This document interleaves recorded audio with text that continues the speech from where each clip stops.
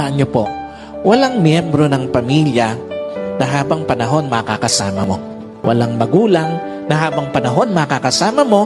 Walang anak na habang panahon makakasama mo. And at the same time, wala din namang kapatid na habang panahon makakasama mo. Meron lang itinakdang panahon ang Diyos para makasama sila sa buhay mo.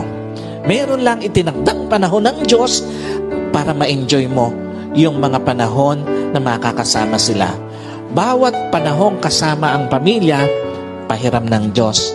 Bawat panahong kasama mo sila o bawat araw na kasama mo sila, kabawasan yon.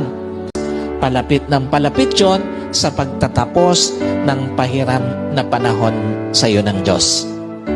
Kaya hindi dapat sinasayang panahon para sa pamilya, lalo na sa pagtataniman ng sama ng loob, lalo na sa pagkakait ng pagpapatawad, at lalong-lalo na sa paggagawa ng yaman.